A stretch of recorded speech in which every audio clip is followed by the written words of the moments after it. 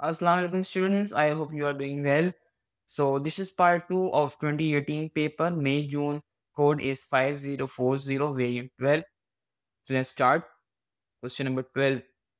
The graph shows extension load curves for 4 fibers. Which fiber is the most difficult to stretch over the range of load as shown? So A में क्या है कि A बिल्कुल straight है.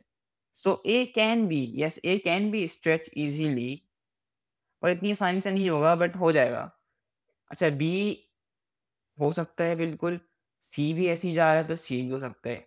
जबकि D बिल्कुल ही अलग जा रहा है, ठीक है? और शेड भी है और उसके ऊपर फोर्स भी उससे ज़्यादा लग रही है। That is why B is our right answer because it will be very difficult to stretch D, right? Let's move to question number 13. Four objects of equal mass rest on a table. The center of mass of each object is labeled G. Which object is the least stable? Remember, जिसका centre of mass high होगा वो least stable होगा और vice versa. यानी जिसका centre of mass लो होगा वो उतना ही स्टेबल होगा, जितना हाई सेंटर ऑफ मास उतना अनस्टेबल, ठीक है? और तो अब देखते हैं ए में क्या है कि ट्राइंगल है, इसका सेंटर ऑफ मास नीचे है और कॉमन सेंस से भी इसको सॉल्व कर सकते हैं, तो ये स्टेबल होगा इतना, ठीक? तो ये गलत हो गया, वो कह रहे हैं लीस्ट स्टेबल। बी को देखते हैं तो बी में सेंटर ऑफ मास सबसे ज़्यादा हाई है, चेक कर सकते हैं आज तीनों में। तो ये लीस्ट स्टेबल होगा और हल्की से फोर्स लगेगी नीचे गिर जाएगा। So B is our right answer according to this condition. C में कह रहा है कि G अगेन नीचे और ये भी स्टेबल है। C में इनकरेक्ट, D भी टू समहाउ स्टेबल है क्योंकि इसका सेंटर ऑफ मास B से ऊपर नहीं है, B से तो नीचे ही है। That is why D is also incorrect. C, B is the right answer. Question number 14. Which power station produces carbon dioxide when operating? मतलब एक तरीके की टॉक्सिक गैसेस किसमें निकलती हैं? ये बताना है। तो geothermal power station, nuclear power station और विंड पावर स्टेशन, ये बात याद रखिएगा कि तीनों के तीनों हमारे रिन्यूएबल होते हैं, जो कि कभी खत्म नहीं होंगे, चलते रहेंगे, ठीक है? और ये टॉक्सिक गैसेस भी प्रोड्यूस नहीं करते हैं, बल्कि कभी-कभी तो समझे जो न्यूक्लियर पावर है उसके जो बॉयलर होता है, उसमें स्टीम प्रोड्यूस होती है, वाटर ही प्रोड्यूस हो रहा होता है उल्टा, ठीक है? लेकिन गैस फायर्ड पावर स्टेशन है, यहाँ पर CO2 प्रोड्यूस होती है जिसकी वजह से एयर पॉल्यूशन होती है और फिर जिसकी वजह से लेटर क्लाइमेट चेंज होता है। तो that is why A is our right answer. ये हार्मफुल है एनवायरनमेंट के लिए, गैस फायर्ड पावर स्टेशन, ठीक है? Let's jump to question number 15। थोड़ा-सा ये भी ट्रिकी क्वेश्चन है, इसको ज़रा गौर से देखिएगा। Work is done when force of 400 Newton pulls a crate of weight 500 Newton at constant speed. Remember, speed is constant along the line as shown. 5 meters, 400 Newton, 500 Newton, and this is 3 meters. Part of work done increases the gravitational potential energy E of the crate and the rest of work done W against friction. What are the values of E and W? E और W की क्या values होंगी? E means gravitational potential energy. तो सबसे पहले हमारा step 1 में हम क्या करते हैं कि ग्रेविटेशनल पोटेंशियल एनर्जी कैलकुलेट कर लेते हैं। Gravitational potential energy equals to mg, ठीक है, mgh। तो mgh ऑल्सो बराबर होता है वेट के, और ग्रेविटेशनल पोटेंशियल एनर्जी को ये भी कहते हैं कि वर्क डन अगेंस्ट ग्रेविटी, क्योंकि इसमें हमेशा हमेशा वर्टिकल हाइट लेते हैं, दैट इज वाई, ठीक है? तो ये भी करना था। तो हम क्या करते हैं, वेट mg हमने बराबर ले लिया वेट के, because weight equals to mg ना, दैट इज वाई। तो वेट हमारे पास कितना गिवन था, 500 न्यूटन, और हम ग्रेविटेशनल पोटेंशियल एनर्जी में हमेशा वर्टिकल हाइट देते हैं, ये बात याद रखिएगा, हमेशा वर्टिकल हाइट देते हैं। तो 500 को मल्टीप्लाई किया 3 से हमारे पास आंसर आता है 1500 जूल, ठीक है? हमारी आ गई ग्रेविटेशनल पोटेंशियल एनर्जी। अब स्टेप 2 में बच्चे गलती करते हैं, क्या करेंगे, वर्क डन का फॉर्मूला लगाएंगे, FD करेंगे, क्योंकि मैंने कहा हुआ है कि ऊपर की रेट मूव हो रहा है तो 400 ले लेंगे और जो है वो डिस्टेंस 5 ले लेंगे, 400 को मल्टीप्लाई करेंगे 5 से और कह देंगे कि जी हमारा आंसर आ गया 2000 न्यूटन, 2000 जूल्स, तो that is why option B is correct. नहीं, ऑप्शन बी गलत है। ऑप्शन सही कौन सा है मैं अब बताता हूँ। स्टेप 2 बच्चे यहाँ पे गलती करते हैं, इसको हटाते हैं और स्टेप 2 यहाँ पे करते हैं जो करेक्ट वाला है। तो सबसे पहले उसने कहा हुआ है कि part of word done, word done का कुछ पार्ट क्वेश्चन और से पढ़े, ठीक है।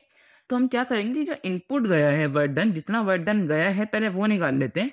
उसमें से ग्रेविटेशनल पोटेंशियल एनर्जी हम निकाल चुके 1500 जूल्स, वो माइनस कर देंगे और जो थोड़ा बहुत वर्क डन हुआ है यहाँ पर उसकी वैल्यू आ जाएगी, क्योंकि पार्ट ऑफ वर्क डन निकालना है, ठीक है। तो टोटल इनपुट वर्क डन कितना हुआ है वो निकाल लेते हैं, फोर्स इंटू डिस्टेंस। क्योंकि अभी फोर्स इधर लग रही है तो डिस्टेंस भी इधर का ही लेंगे। मैंने कहा भाई कि पुल हुआ है ऊपर की तरफ, तो क्या हुआ 400 को मल्टीप्लाई किया डिस्टेंस से, अगेन हमारे पास आंसर आता है 2000 जूल्स, ठीक है। मगर ये आंसर नहीं है, अभी रुक जाए। अब स्टेप 3 में क्या करेंगे, स्टेप 3 में ये करेंगे कि 2000 जूल में से माइनस कर देंगे 1500 जूल्स, तो जब हमारे फाइनल बटन बचेगा वो बचेगा 500 joules, which is part of work done, ठीक है। तो that is how our correct answer is A, ठीक है। Let's move to question number 16। 5 blocks have the same mass but different base areas. They all rest on horizontal table, ठीक है। 1 2 3 4 5 बिल्कुल 5 object है और यहाँ पे प्लेस किए गए हैं, ठीक है।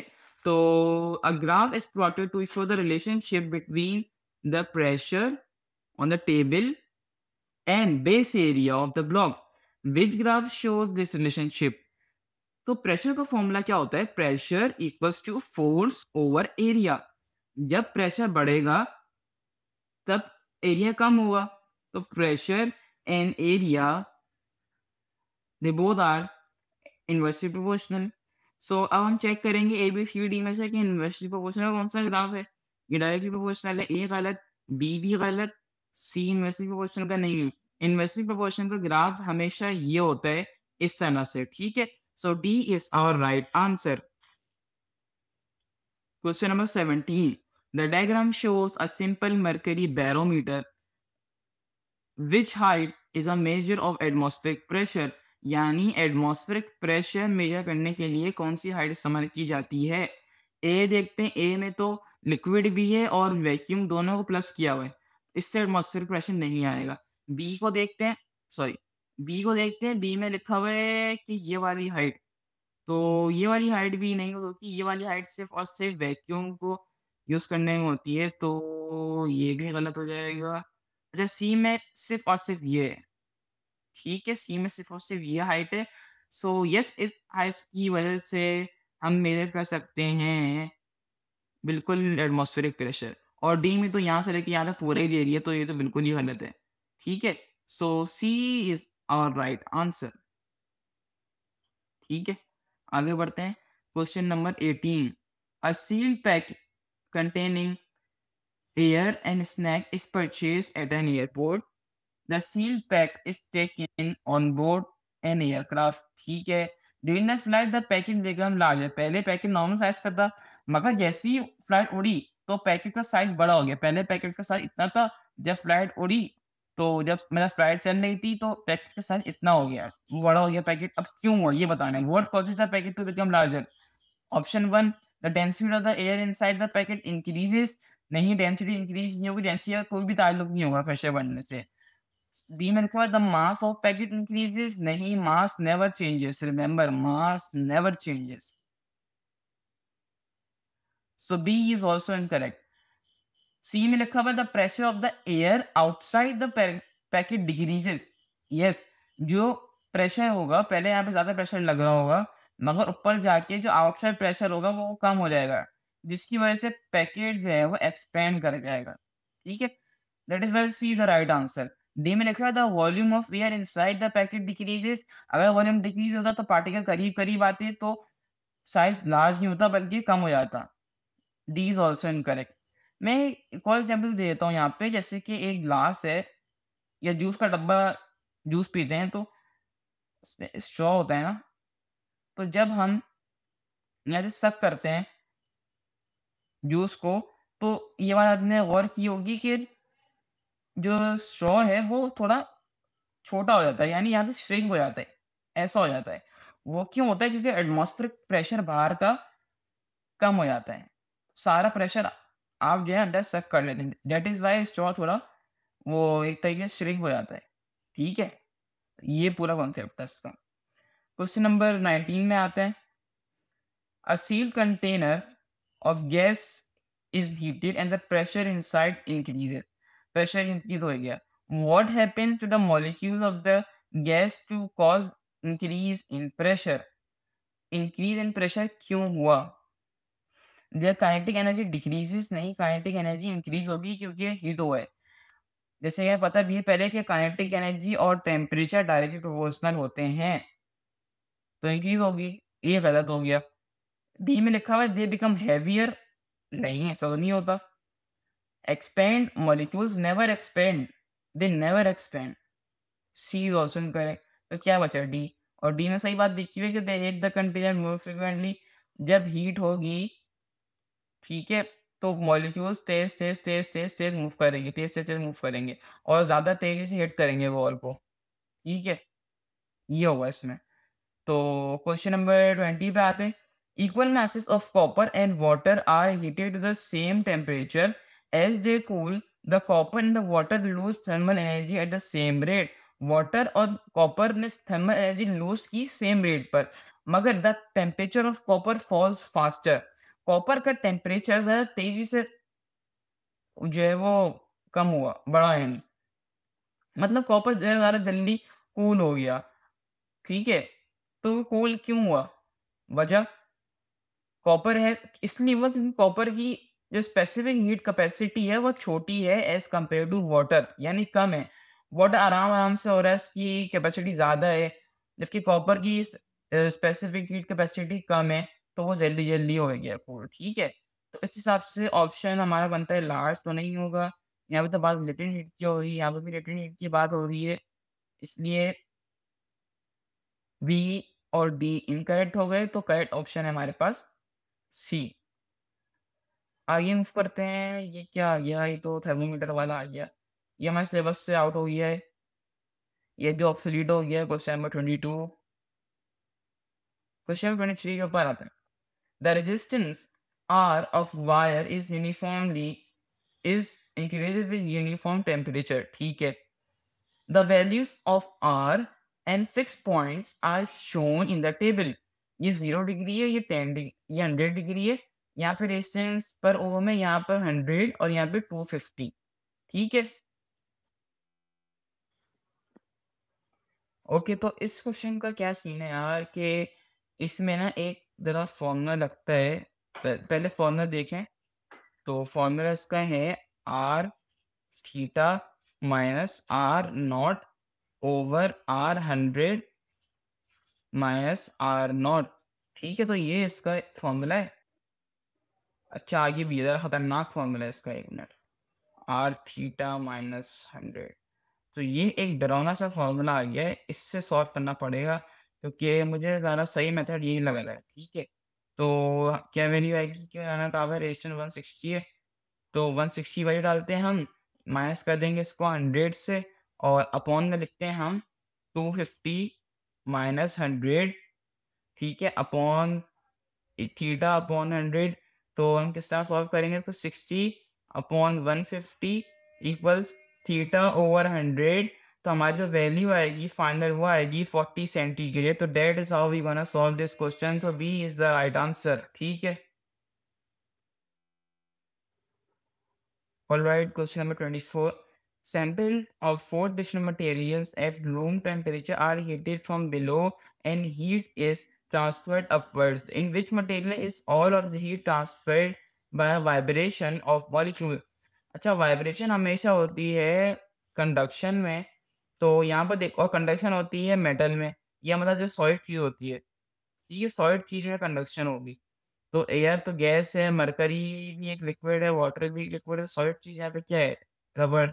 तो रबर इज राइट आंसर। यहाँ पे कंडक्शन होगी, वाइब्रेशन के थ्रू मॉलिक्यूल जो है वो मूव करेंगे। Question number 25।